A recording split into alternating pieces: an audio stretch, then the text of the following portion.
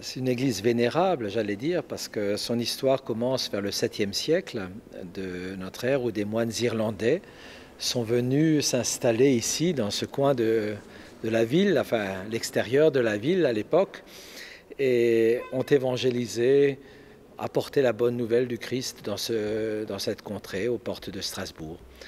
L'histoire continue parce vers 1015, comme la cathédrale, un nouveau chantier a commencé ici. Une nouvelle église a été construite vers 1015 et cette église a été consacrée vers 1053 au prince des apôtres, à l'apôtre Pierre, par le pape Léon IX.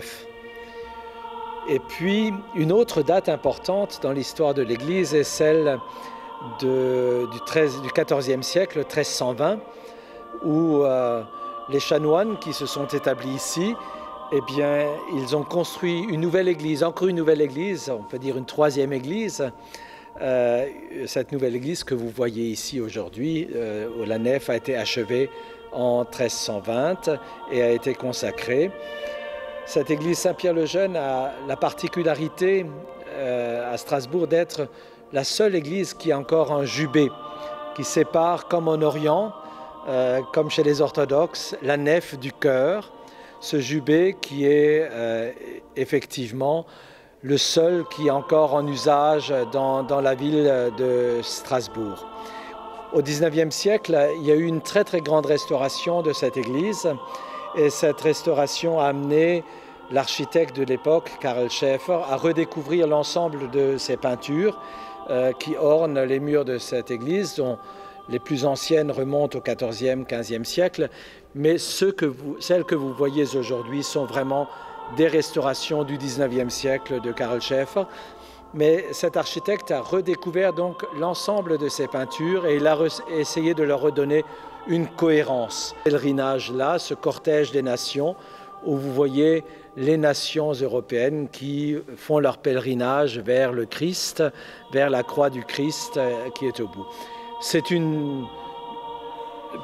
je pense que pour Strasbourg, c'est quelque chose de très important que d'avoir une telle église qui rassemble à la fois du style très français dans le chœur, du parisien, le beau baroque, du très très beau baroque, et puis en même temps vous avez un style du Moyen-Âge qui est dans cette église, et puis si vous regardez un petit peu vers le haut, l'ornementation est de l'Art nouveau, du Jugendstil, les lustres notamment, ou les anges, et bien sûr le cloître unique à Strasbourg avec son silence impressionnant au cœur de la ville. Nous sommes aujourd'hui de nouveau dans une nouvelle phase de restauration, comme au 19e, à la fin du 19e, au début du 20e siècle. Et cette restauration a commencé l'an dernier par la consolidation de l'ensemble de ces peintures. Alors vous voyez, ça et là encore, vous voyez des espèces de pansements qui sont sur les images, sur les fresques, sur les peintures. Nous avons, dans une première phase, dû recoller, on appelle ça consolider, l'ensemble du décor peint. Donc cette première étape est achevée. La deuxième étape commence cette année, probablement à l'automne de cette année, avec toute une étude sur ce qui se passe à l'extérieur des murs. Parce que rénover l'intérieur, ça veut dire aussi réfléchir à l'extérieur des murs. Et toutes les descentes d'eau vont être revues, les murs vont être revus.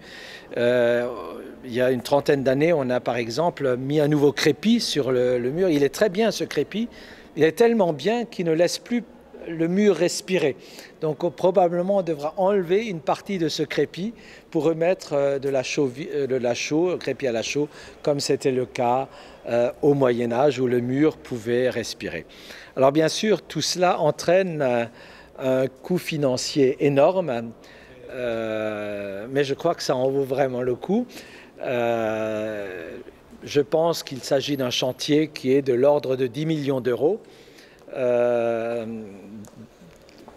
La paroisse est propriétaire d'une très grande partie de l'église. Bien sûr, la paroisse, elle seule, ne pourra pas restaurer cette église, mais avec le concours de la ville, le concours bien sûr de l'État, par l'intermédiaire des monuments historiques et du département, et certainement de sponsors d'ailleurs, nous pourrons restaurer, entretenir ce témoin de l'Europe. Parce que je pense que cette Église, par-delà sa dimension artistique actuelle, est un véritable témoignage de l'Europe. Le chœur à la française, et puis ici des peintures du Moyen-Âge, la France, l'Allemagne, et même lorsque vous regardez l'orgue, d'un côté il est peint à la française, avec des couleurs chatoyantes, et de l'autre côté il est peint comme un orgue que vous pouvez trouver à Hambourg. Et puis tous les noms de ces pays qui se trouvent sur le cortège des nations, l'Allemagne en tête et la Lituanie à la fin, mais comme vous savez, les premiers seront les derniers les premiers. Eh bien, tout cela nous rappelle que nous sommes ici, dans cette Église, au cœur de l'Europe, cette Europe, avec ses racines chrétiennes, avec ses racines, j'allais dire, humanistes aussi, avec tous ces gens qui ont passé à Strasbourg et dont on a les marques. Si vous sortez à l'extérieur, vous voyez une très belle figure de Johannes Tauler, l'élève de Maître Eckhart, l'élève strasbourgeois de Maître Eckhart, le disciple de Maître Eckhart, qui a probablement aussi été ici, je peux me l'imaginer. Eh bien, tout cela est une marque importante de notre culture européenne.